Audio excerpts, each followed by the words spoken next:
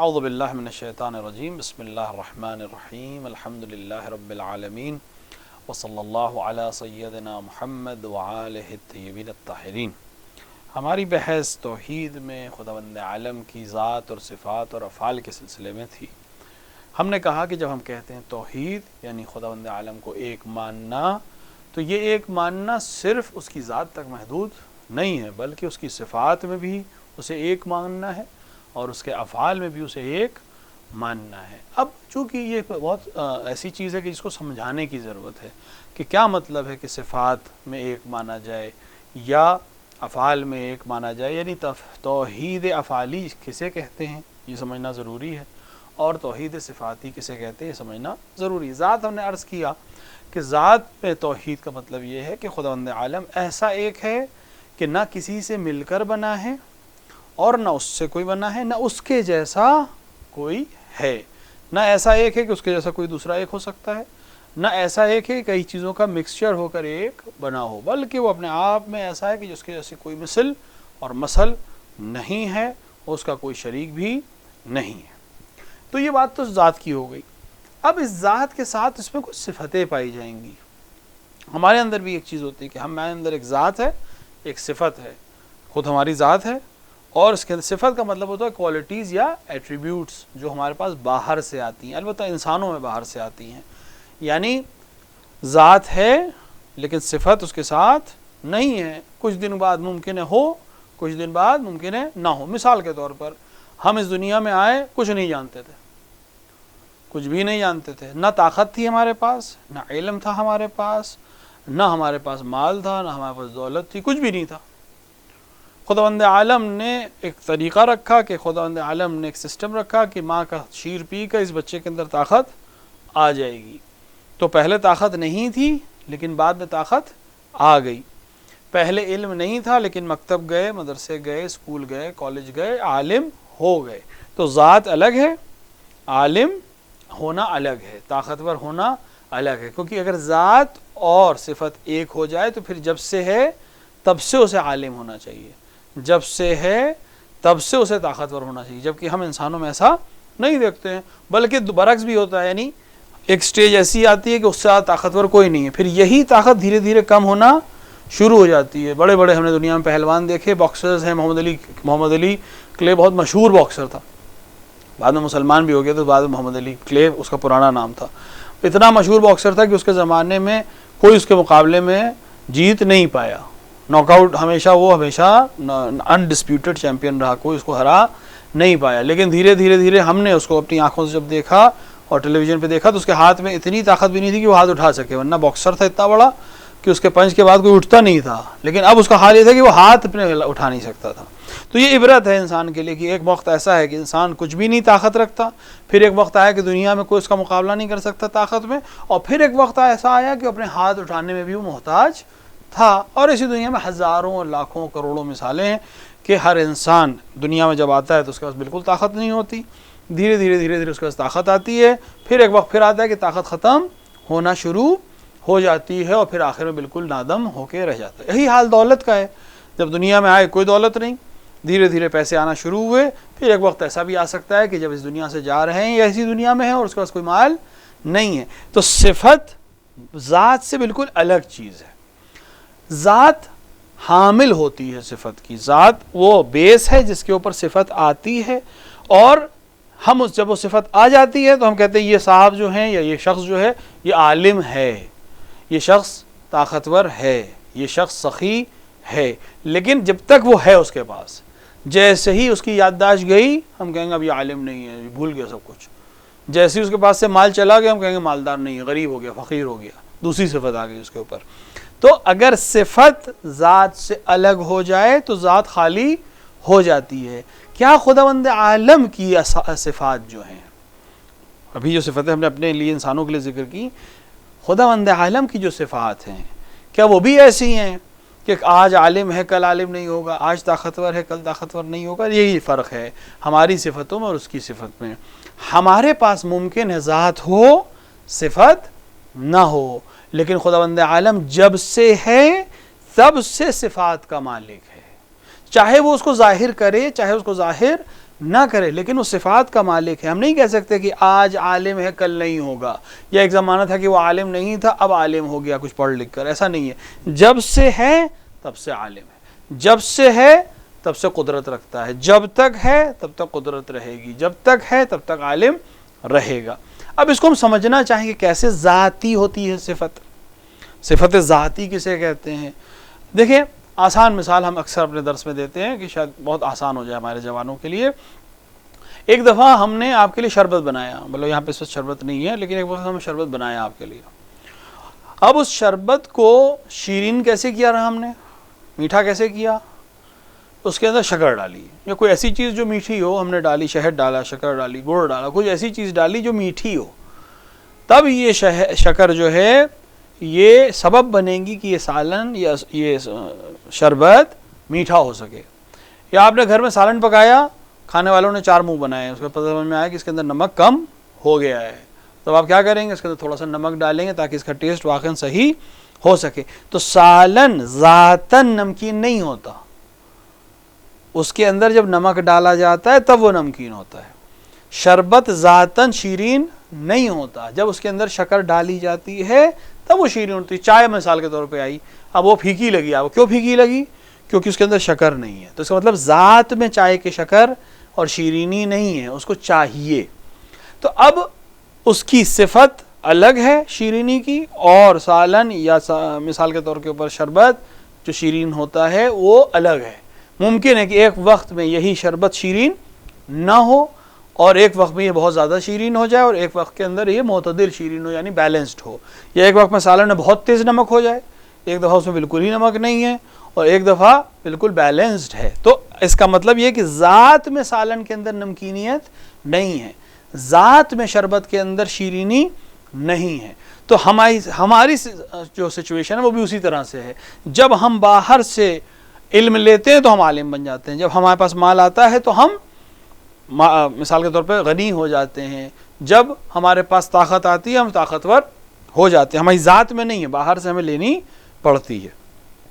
اب اس ذاتی کی جب ہم بات کریں تو ہم نے کہا کہ شکر کو، سالن کو نمکینیت جو ہے نمک دیتی ہے، یا شربت کو شیرینیت جو ہے وہ شکر دیتی ہے۔ اب ہم سوال کو بدل دیتے ہیں، اب ہمیں یہ بتائیں کہ نمک کو کس نے نمکین کیا، یا نمک کیسے نمکین ہے، یا شکر کیسے شیرین ہے۔ تو آپ سب کیا جواب دیں گے کہ نمک جب سے نمک ہے نمکین ہے، اگر وہ نمکین ہو تو اسے ہم نمک ہی نہیں کہیں گے۔ شکر جب سے ہے تب سے شیرین ہے، اگر وہ شیرین نہ ہو تو ہم کہیں گے شکر ہی نہیں ہے۔ تو اس کا مطلب یہ ہے کہ اس کی ذات میں شکریت ہے، اس کی ذات میں نمکینیت ہے۔ تو ہماری صفت، اس کو سمجھانے کے لیے صرف ہم کر رہے ہیں، ورنہ مخلوق ہے، لیکن بہرحال سمجھانے کے لیے آسان ہے کہ جس طرح شکر کی شکریت جو ہے وہ اس کی ذات میں ہے، جس طرح نمک کی نمکینیت جو ہے وہ اس کی ذات میں ہے، اسی طرح خداوند عالم کی جو صفات ہیں وہ اس کی ذات کے ساتھ شامل ہیں۔ ایسا نہیں ہے کہ ایک وقت ذات ہوگی اور صفت نہیں ہوگی، جب سے ہے تب سے تمام صفتوں کا وہ حامل رہے گا۔ ہم جب کہتے ہیں، اگر ہم نے بچپن میں کتابیں جو پڑھی ہیں اس میں صفات، ایک جملہ آتا ہے کہ خداوند عالم کی صفات زائد بر ذات نہیں ہیں، یہ پڑھا تھا جملہ، میرے خیال ہے امامیہ کی دوسری یا چوتھی کتاب میں آپ نے پڑھا ہوگا کہ خداوند عالم کی صفات زائد بر ذات نہیں ہے۔ زائد بر ذات نہیں ہے کا مطلب یہ ہے کہ الگ سے نہیں آئی ہیں ذات کے اوپر، جیسے ہمارے لیے آتی ہیں۔ ہماری ذات ایسی ہے کہ باہر سے صفتیں آتی ہیں اور باہر سے ممکن ہے چلی بھی جائیں، لیکن خدا کی ذات ایسی ہے کہ جب صفت ہوگی، جب سے ذات ہے صفت بھی ہے، صفت ہے تو ذات ہے، ذات ہے تو صفت، دونوں بالکل ایک دوسرے سے ایسے جڑے ہیں جیسے شکر شیرینیت سے جڑی ہوئی ہے اور جیسے نمک نمکینیت سے جڑا ہوا ہے۔ تو خداوند عالم کی صفات توحیدی کا مطلب یہ ہے کہ اس کی ذات اور صفت بالکل ایک ہے۔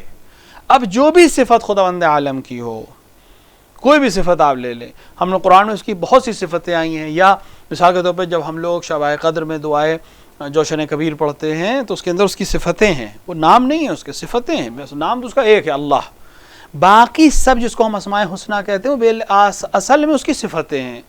وہ صفتیں جب سے یہ ذات ہے، جب سے اللہ ہے تب سے رحمان ہے، جب سے اللہ ہے تب سے رحیم ہے، جب سے اللہ ہے رازق ہے، جب سے ہے خالق ہے، جب سے ہے قادر ہے۔ ہاں اس میں کچھ چیزیں ایسی ہیں انشاءاللہ بعد کی بحثوں میں آئیں گی، کچھ چیزیں ایسی ہیں جو اس کی ذات کے علاوہ کسی اور چیز کے تصور کی ضرورت نہیں، ہمیں سمجھ میں آ جائے گا۔ کچھ چیزوں میں ہمیں دوسروں کا تصور بھی ضروری پڑے گا، جیسے جب ہم کہیں خالق ہے تو کوئی مخلوق ہونی چاہیے کہ جس کا وہ خالق ہے، جب کہیں رازق ہے تو کوئی مرزوق ہونا چاہیے جس کا وہ رازق ہے، جب ہم کہیں لیکن جب ہم کہیں حی ہے، زندہ ہے، تو اب کسی اور کی ضرورت نہیں، اپنے آپ میں حی ہے۔ جب ہم کہیں قادر ہے تو کسی اور کی ضرورت نہیں، اپنے آپ میں قدرت رکھتا ہے۔ جب ہم کہیں سمیع ہے، سننے والا ہے، تو پھر ہمیں ضرورت نہیں کہ کوئی اور چیز ہو جس کا وہ سامع بنے، نہیں، سمیع ہے، بصیر ہے، ہر چیز جاننے والا، ہر چیز دیکھنے والا۔ تو اب وہ بات کی بحثیں ہیں کہ کسی اور کی شرط ہے اس کی صفت کو ثابت ہونے کے لیے یا نہیں، وہ الا اپنے آپ میں اس کی ذات سے الگ نہیں ہے۔ مکتب اہل سنت میں ان کی یہاں پریشانی ہے اس کی، وہ صفت اور ذات کو الگ مانتے ہیں، پھر بعد میں ان کی پریشانی آتی ہے کہ پھر سب واجب الوجود کی ایک پوری لمبی بحث ہے کہ پھر وہ سب کو واجب الوجود سمجھتے ہیں، اور ساتھ میں ایک بہت لمبی بحث چلی آتی ہے۔ ہمارے ہیں جو مکتب تشیع ہے وہ کہتا ہے نہیں، ذات اپنے آپ میں حامل صفات ہو سکتی ہے، جب ایک نمک نمکین ہو سکتا ہے جو اللہ کی قدرت ہے، اور جب ایک شکر شیرین ہو سکتی ہے جب سے ہے، تو خداوند عالم بھی جب سے ہے تب سے حامل صفات ہو سکتا ہے۔ اس میں کوئی سوال ہے؟ مثل کی کیا مطلب ہوتا ہے؟ مثل دیکھو دو چیزیں ہیں، ایک ہوتا ہے مثل، ایک ہوتا ہے مثل، دونوں سے ایک ہی طرح سے لکھا جاتا ہے۔ ایک دفعہ ہم لوگ ایسے پڑھتے ہیں مثل، ایک دفعہ تو ہم لوگ پڑھتے ہیں مثل۔ مثل کا مطلب یہ ہوتا ہے کہ ہم کسی کو کسی سے تشبیہ دیں، جیسے وہ ان کی مثل ہے، ان کے جیسا ہے۔ مثل کا مطلب یہ ہوتا ہے کہ ہم جب کسی کا مقابلہ کسی سے کریں اور تشبیہ دیں، فار ایگزامپل یہ ویسے ہیں، یہ بھی ویسے ہی ہے۔ جیسے ہم کہتے ہیں پھل بہت قسم کے ہوتے ہیں، جیسے سیب، انار، تربوز، خربوزہ، تو یہاں ہم الگ الگ پھل بتا رہے ہیں لیکن سب پھل ہونے میں ایک ہیں، تو مثل ہیں سب ایک دوسرے کی کس چیز میں؟ پھل ہونے میں، لیکن اپنے آپ میں الگ خصوصیت بھی رکھتے ہیں۔ مثل تھوڑا سا اور اوپر چلے جائیں، مثل کا مطلب ہوتا ہے کہ بالکل ویسے ہی ہو لیکن دوسرا ہو، جیسے آم اور ایک اور آم، تو مثل میں پھل کی مثل، الگ الگ مثل کے پھل ہو سکتے ہیں، الگ الگ قسم کے پھل ہو سکتے ہیں، لیکن پھل ہونے میں ایک ہو جائیں گے۔ مثل میں دونوں بالکل ایک جیسے ہوں گے، یعنی یہ بھی آم ہے، یہ بھی آم ہے، لیکن اصل یہ ہے کہ دونوں الگ الگ ہیں، ایک آم یہ ہے، ایک آم یہ ہے، ایک سیب یہ ہے، ایک سیب یہ ہے۔ خداوند عالم کا نہ کوئی مثل ہے نہ کوئی اس کا مثل ہے، نہ اس کے جس طرح مطلب کسی اور چیز میں اس کے ساتھ شامل ہو سکتا ہے کہ اس کی طرح سے بنا دیا جائے، نہ بالکل ہو بہو ویسا ہی ہو سکتا ہے۔ کسی نے آ کر یہ سوال کیا تھا امام علیہ الصلوۃ والسلام سے کہ کیا خدا کسی دوسرے خدا کو خلق کر سکتا ہے، یعنی جتنی کوالٹی اس کے اندر ہیں بالکل ویسے ہی ایک اور کسی کو بنا دے؟ امام نے کہا بالکل بنا سکتا ہے، لیکن فرق یہ ہے کہ اس بننے کے بعد وہ پھر بھی مخلوق رہے گا، کیونکہ کسی نے اس کو بنایا ہے، اور جیسے ہی وہ کسی کا بنایا ہوا ہو گیا وہ خالق نہیں ہو سکتا، معبود نہیں ہو سکتا، کیونکہ بالآخر محتاج ہے کسی بنانے والے کا، اور جو محتاج ہے وہ خدا نہیں ہو سکتا۔ یعنی اپنے آپ میں بنا تو سکتا ہے بالکل اپنے جیسا، اس کی قدرت سے خارج نہیں ہے، لیکن بننے کے باوجود یہ مخلوق ہے اس خدا کی، تو ہم مخلوق کی پرستش کیوں کریں؟ ہم اصل خالق کی ہی پرستش کریں گے۔ لہٰذا ممکن ہے کہ خداوند عالم اپنی صفات کا حامل انسان کو بنا دے۔ ابھی ہم نے مثال دی کہ صفت اور ذات الگ الگ نہیں ہے، بہت سی دنیا میں خداوند عالم کی طرف سے کچھ نمونے دنیا میں ایسے آئے ہیں۔ ہم جب دنیا میں آئے تو کچھ نہیں جانتے تھے، لیکن امیر المومنین جب اس دنیا میں آئے تو عالم تھے، وہ ان کے پاس توریت کا علم بھی تھا، زبور کا علم بھی تھا، انجیل کا علم بھی تھا، اسی گہوارے میں ہاتھ میں آغوش میں تیسرے دن پیغمبر سے کہہ رہے تھے کہ جو علم کہیے بیان کر دیں، بول رہے تھے۔ کون بچہ بولتا ہے تیسرے دن؟ لیکن امیر المومنین بول رہے تھے۔ اس کا مطلب آپ کی ذات میں خداوند عالم نے علم رکھا تھا، اور شاید اسی لیے رکھا تھا کہ جب میں ایسی مخلوق خلق کر سکتا ہوں کہ جس کی ذات میں علم ہے، تو پھر سوچو میرے پاس علم کا کیا خزانہ ہوگا۔ تو خود ائمہ علیہ الصلوۃ والسلام کے فضائل خداوند عالم کی طرف انسان کو لے جاتے ہیں کہ جب یہ مخلوق ہو کر ایسے ہیں تو جو خالق ہوگا وہ کیسے ہوگا۔ امیر المومنین علیہ الصلوۃ والسلام بچپن میں اتنی قدرت رکھتے تھے کہ اس اژدہے کو 2 ٹکڑے کر دیا، جو عرب میں مشہور تھا کہ نسل کو چیک کرنے کے لیے آیا کرتا تھا۔ جب وہ امیر المومنین کے گہوارے کے پاس پہنچا تو امیر المومنین نے اپنے ہاتھ سے اس کے 2 ٹکڑے کر دیے۔ کون بچہ یہ کام کر سکتا ہے؟ بچہ ہل بھی نہیں سکتا ہے۔ تو امیر المومنین علیہ الصلوۃ والسلام پاس قدرت ذات میں تھی، آپ کے پاس پہلے سے قدرت تھی، علم بھی اسی طرح سے تھا، طاقت بھی اسی طرح سے تھی۔ تو یہ تمام تکلم تھا، بولنے کی قدرت رکھتے تھے، سننے کی قدرت رکھتے تھے، لیکن مخلوق تھے۔ اتنی طاقت آپ کے پاس تھی کہ خیبر کے سلسلے میں تو مشہور ہے کہ آپ نے جب در خیبر کو اپنی انگلیوں پہ بلند کیا اور بعد میں 70 لوگوں نے چاہا کہ اس دروازے کو اٹھا کر دوسری جگہ رکھے تو ہلا بھی نہیں پائے تھے اس دروازے کو۔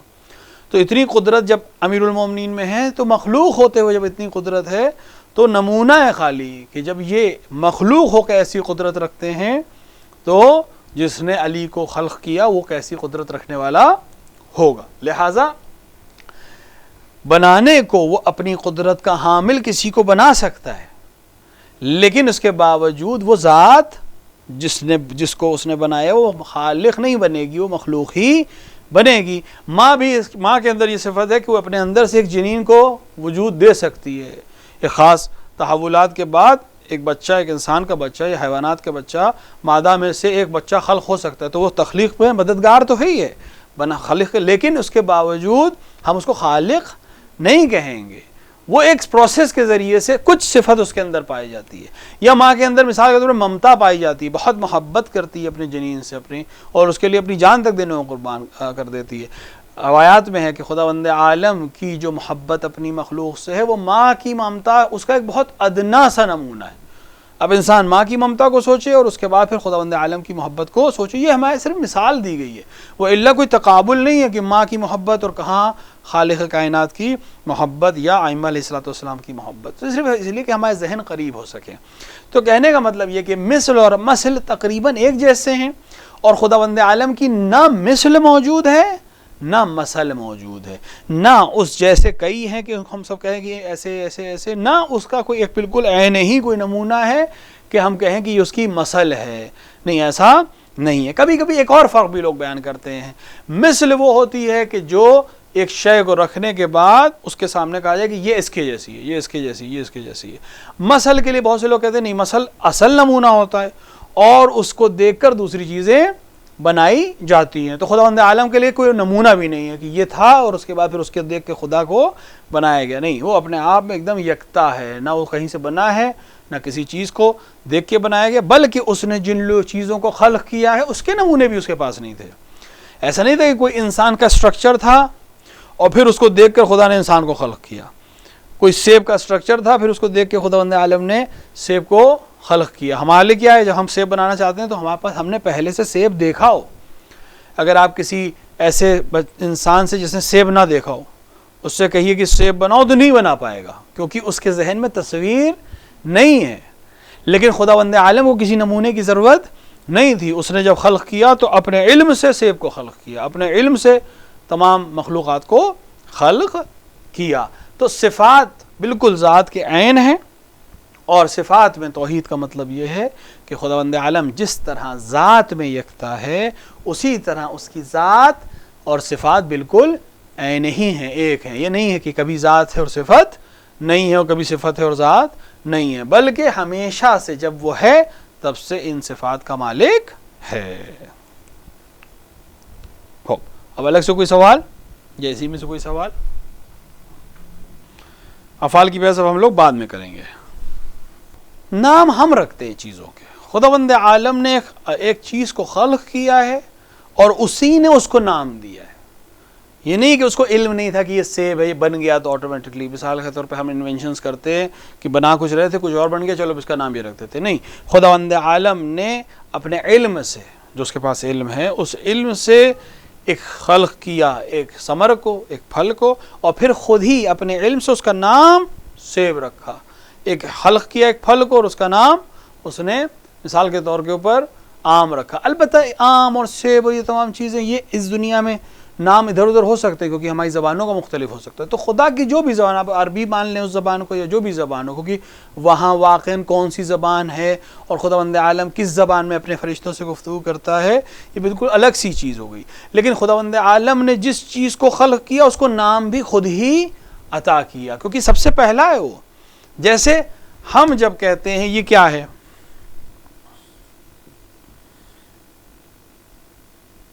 آپ سے پوچھوں میں کیا ہے یہ، اور یہ کیا ہے، اور یہ کیا ہے، تو کس نے کہا یہ الف ہے؟ جس نے زبان کو شروع کیا لکھنا اور تدوین کرنا، کیونکہ انسان ہمیشہ بولتا پہلے ہے. ہم بعد میں آئے ہیں چونکہ دنیا میں، لہٰذا ہم سے پہلے والوں نے جو زبان بولتے تھے اس کو بعد میں تحریر کیا، ورنہ پہلے انسان تحریر نہیں کرتا تھا، پہلے تو انسان صرف بولتا تھا. بعد میں اس کو ضرورت محسوس ہوئی کہ جو بول رہے ہیں اس کو محفوظ بھی کیا جائے، تو اس نے محفوظ کرتے میں منہ سے نکلنے والے الفاظ کے لحاظ سے کچھ نشان بنانا شروع کیا، پھر ان کے نام لکھنا شروع کیے. تو زبان پہلے وجود میں آئی ہے، لکھاوٹ بعد میں وجود میں آئی ہے. یا ہم نے آپ سے کہا یہ کیا ہے، آپ نے کہا وائٹ بورڈ. اگر جس دن بورڈ کی ہم ڈیفینیشن لکھ رہے تھے، جو بھی لکھ رہا تھا، اس نے اگر بورڈ کو اس کو لکھا ہوتا کہ یہ سٹینڈ نہیں، یہ بورڈ ہے اور یہ سٹینڈ ہے، تو آج ہم اس کو سٹینڈ کہہ رہے ہوتے، اس کو بورڈ کہہ رہے ہوتے. تو جس نے پہلے دن ڈکشنری کو لکھا ہے اس کو اختیار ہوتا کسی چیز کا کوئی بھی نام رکھ سکتا ہے. اس الف کو الف نہیں بے کہہ دیتا، اور بے کو الف کہہ دیتا، کیا فرق پڑتا. لیکن چونکہ زبان، کیونکہ یہ تو اشارے ہیں نا خالی، اس کے اندر تو کوئی آواز ہے نہیں، آواز تو ہمارے منہ میں ہے. یہ کہاں، اس کو ہم بے اس لیے پڑھتے ہیں کیونکہ ہم کو بتایا گیا ہے کہ یہ بے. اگر ہم کسی بچے کے سامنے لے جائیں تو اس کو، وہ سب کو ایک جیسا سمجھے گا. حد سے حد وہ بناوٹ میں فرق سمجھ سکتا ہے، لیکن زبان سے وہ نہ اس کو بے کہہ سکتا ہے نہ اس کو الف کہہ سکتا ہے، کیونکہ اس کو معنی ہی نہیں معلوم ہے کہ یہ نشان الف کا، یہ نشان بے کا، یہ نشان پے کا ہے. ہم اس کو بتاتے ہیں کہ یہ الف ہے، یہ بے ہے، یہ پے ہے. تو خداوند عالم نے جب کسی چیز کو خلق کیا تو خود ہی اس کو نام بھی دیا. اب وہ نام الگ الگ زبانوں میں جیسے جیسے انسانوں نے ترقی کی، وہ نام بدلتے رہے یا نام چینج ہوتے رہے. وہ انسانوں کے صرف اپنے ایک دوسرے سے رابطے کے لیے ہے، ورنہ خدا کو زبان کی ضرورت نہیں تھی، نہ بتانے کی ضرورت تھی، نہ سمجھنے کی ضرورت تھی، نہ سمجھانے کی ضرورت تھی. ہمارے لیے زبانیں ہیں، ہمارے لیے اشارے ہیں. لہٰذا خداوند عالم نے جب خلق کیا تو جانتے ہوئے خلق کیا کہ یہ ثمر ہے. ہم جیسے سیب کو دیکھ کے نہیں بتا سکتے کہ میٹھا ہے یا نہیں ہے، لیکن خدا کے علم میں ہے کہ یہ سیب میٹھا ہے کہ نہیں ہے، اس کے اندر کیا صفتیں ہیں، اس کے اندر کیا کمال کی چیزیں ہیں، اس کے اندر میں نے کس چیز کو شیرینی بنایا ہے، کس رنگ کو دیا ہے، وہ سب وہ چیز جانتا ہے. حتیٰ جب وہ ثمر نہیں بھی ہے تب بھی جانتا ہے کہ کل یہ کس طرح کا ثمر بنے گا. اسی لیے ہم روایوں میں پڑھتے ہیں کہ خدا تو جانتا ہے، جب ہم نطفے میں ہیں تب جانتا ہے کہ ہم کیسے بنیں گے. لہٰذا تو اس سے دعا ہے کہ ہم کو اچھا بنا دے یا ہمارے نام اعمال کو بہتر کر دے، کیونکہ اس کے علم میں. لیکن اس کے علم میں ہونے کا یہ مطلب نہیں کہ ہم مجبور ہیں ویسے ہی کریں. یہ ایک الگ بحث ہے، انشاءاللہ جب ہم لوگ علم کی بحث کریں گے تب آئیں گے. لہٰذا آپ کے سوال کے جواب میں خداوند عالم نے جب کسی شے کو خلق کیا تو نہ جانتے ہوئے خلق نہیں کیا اور بعد میں نام رکھا، نہیں، اس کو خلق کیا اور اس کے نام کے ساتھ اسے خلق کیا. اب ہماری زبان میں وہ نام کس نے کیسا رکھا وہ بات کی بحث ہے، کیونکہ خداوند عالم کون سی بولی بولتا تھا، فرشتے کون سی بولی بولتے تھے، یہ ہمیں ہماری زبان میں، چونکہ عربی میں قرآن نازل ہوا لہٰذا فرشتوں کی گفتگو عربی میں بیان ہوئی ہے اس میں. لیکن جب آپ اس کو اردو میں ٹرانسلیٹ کریں گے تو وہی گفتگو اردو میں ٹرانسلیٹ ہو گئی. اصل میں وہ کس زبان میں ایک دوسرے سے بات کر رہے تھے ہمیں علم نہیں ہے. لہٰذا ممکن ہے کمیونیکیشن کا کوئی اور طریقہ رہا ہو ان کے پاس، ممکن ہے زبان کی ضرورت ہی نہ ہوتی ہو ان کو. ہم تک منعکس کرنے کے لیے چیزوں کا استفادہ کیا گیا ہے. لیکن اس کو یاد رکھیں کہ جب خدا نے بنایا تو ایسا نہیں تھا ایکسیڈنٹل ہو کہ بن گیا چلو اب اس کا نام یہ رکھ دیں جیسے انسانوں کے ساتھ ہوا. نہیں، وہ پھر اس کے علم کے اوپر حرف آ جائے گا، وہ اس کی قدرت پہ حرف آ جائے گا. نہیں، جب اس نے خلق کیا جانتے ہوئے خلق کیا کہ میں کیا بنا رہا ہوں اور اس کو انسان کیا نام دیں گے یہ وہ جانتا ہے. اس کو کیا بنا رہا ہوں، اس کی کیا صفتیں ہوں گی، اس میں کیا کوالٹیز ہوں گی. 2000 سال بعد انسان اس علم پہ پہنچے گا کہ بتا سکے کہ ایک سیب کے اندر کتنی پاور ہوتی ہے. لیکن جب میں نے بنایا تو مجھے معلوم ہے کہ اس کے اندر کتنی طاقت ہوتی ہے اور یہ ایک انسان کو کتنے دن تک کسی اور چیز کے لیے محتاج اور غنی کر سکتا ہے. آپ نے کہا تھا کہ اللہ نے بنایا ہے تو پھر ایک ہی مٹی میں سب کو بنایا ہوگا نا، تو پھر کسی کا رنگ زیادہ صاف کسی کا رنگ کم کیوں؟ ہاں، خداوند عالم نے خود قرآن میں اس کا جواب دیا ہے کہ ہم نے تمہیں الگ الگ رنگوں میں، الگ الگ نسلوں میں، الگ الگ علاقوں میں اس لیے خلق کیا تاکہ تمہاری پہچان ہو سکے. ہم جب ایک دوسرے کی طرف دیکھتے ہیں تو کیسے ایک دوسرے کو اندر ڈسٹنگوش کرتے ہیں ایک دوسرے کو، کیونکہ دکھنے میں سب ایک جیسے ہیں لیکن ایک جیسے ہونے کے باوجود بھی ہزاروں فرق ہوتے ہیں. یہ فرق ہمیں ایک دوسرے کے سے ڈسٹنگوش بھی کرتے ہیں. یعنی ایک طرف ہم بعنوان انسان تو ایک ہیں کیونکہ بہت سی چیزوں میں یعنی تقریباً 100% ایک ہے، سارے انسان تقریباً ایک ہیں. 2 کان ہوں گے، 2 آنکھیں ہیں، 1 ناک ہے، 2 ہونٹ ہیں، ٹھڈی ہے، پیشانی ہے، بال ہے، گردن ہے، 2 ہاتھ ہیں، پیر ہے، شکم ہے، سینہ ہے، اس میں بالکل ایک جیسا ہے. لیکن جب ہم نزدیک سے دیکھتے ہیں، بہت نزدیک آنے کی بھی ضرورت نہیں، جیسے ہی ہم ایک انسان کی شکل کو دیکھتے ہیں، ہم اس شکل کو اگر اس کا نام اپنا بتا دیا تو اس شکل اور اس نام کو بالکل الگ فیڈ کرتے ہیں، اور ایک دوسرے انسان کی شکل اور نام کو بالکل الگ فیڈ کرتے ہیں. تو یہ خدا نے جو فرق رکھا، یہ کوئی امتیاز نہیں رکھا ہے کہ مثلا اگر یہ سفید ہے تو یہ اچھا ہے، یہ کالا ہے تو یہ برا ہے. نہیں، یہ ہم نے بنایا بعد میں. وَإِلَّا اس نے جب بنایا تھا وہ صرف اس لیے بنایا تھا کہ تمہارے اندر ڈسٹنگوش ہو سکو، ایک دوسرے کی پہچان بن سکو. کچھ اثر جو ہے وہ قدرت کی وجہ سے، خداوند عالم نے جب اس زمین کو خلق کیا تو اس زمین کے اثرات بھی انسان کے اوپر مرتب ہوں گے. جو انسان افریقہ اور آس پاس کے علاقوں میں پیدا ہوگا وہ کالا ہوگا، کیونکہ وہاں کا ٹیمپریچر ایسا ہے کہ جسم کی کھال جو ہے وہ سورج کی تپش سے اور گرماہٹ سے بدل جائے گی، اور ان کا رنگ ان کو مدد کرے گا اس گرمی سے مقابلہ کرنے میں. جو انسان ٹھنڈے علاقے میں ہوں گے ان کا رنگ صاف ہوگا. ہمارے جیسے لوگ جو ٹھنڈے اور گرم دونوں کے بیچ میں، ان کا رنگ گندمی ہوگا، نہ بہت کالے نہ بہت گورے. تو الگ الگ علاقوں کا اثر جغرافیائی اثر ہے جو خدا نے پیدا کیا ہے. لیکن اصل مقصد جو قرآن میں اس نے اشارہ کیا کہ تمہیں الگ الگ نسلوں میں، الگ الگ قبیلوں میں، الگ الگ زبانوں کے ساتھ اس لیے خلق کیا کہ ایک دوسرے کو ڈسٹنگوش کر سکو. لیکن اس میں کوئی امتیاز نہیں ہے، یعنی کوئی الگ صرف اس بات کے اوپر فخر کرے کہ میں گورا ہوں اور کسی کو اس بات پر تحقیق کرے کہ وہ کالا ہے تو وہ شریعت کے خلاف عمل کر رہا ہے اور خدا کی قدرت کے خلاف عمل کر رہا ہے. کیونکہ جس خدا نے سفید بنایا ہے اسی خدا نے کالا بنایا ہے، جس خدا نے لمبا بنایا ہے اسی خدا نے چھوٹا اور پست قد بنایا ہے. تو قد کے بیس کے اوپر، رنگ کے بیس کے اوپر، نسل کے بیس کے اوپر انسان ایک دوسرے سے برتری کا ایک الگ سے انہوں نے ایک چیپٹر خود انسانوں نے شیطانی وسوسوں کا بنایا ہوا ہے. وَإِلَّا خدا کی طرف سے ایسا کوئی قانون نہیں ہے. رسول اکرم صلی اللہ علیہ وآلہ نے فرمایا کہ خدا کے نزدیک تم میں بہتر وہ ہے جو متقی ہو. نہیں کہا تم میں جو گورا ہوگا وہ اللہ کے نزدیک اچھا ہوگا، تم میں جو کالا ہوگا وہ نزدیک اچھا ہوگا، جو لمبا ہوگا وہ اچھا ہوگا. ایسا نہیں. ائمہ علیہ الصلوۃ والسلام ہے، اسی لیے ہمارے ذہنوں میں چونکہ ائمہ کی ایک الگ تصویر ہے لہٰذا ہم سمجھتے بہت گورے. نہیں، ائمہ بہت گورے نہیں تھے.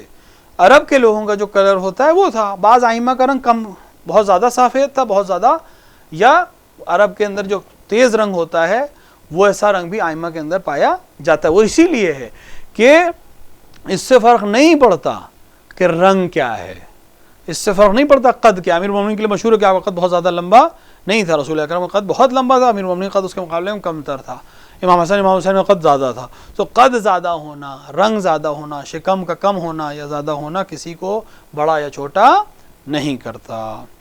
وصلی اللہ علی سیدنا محمد وآلہ الطیبین الطاہرین.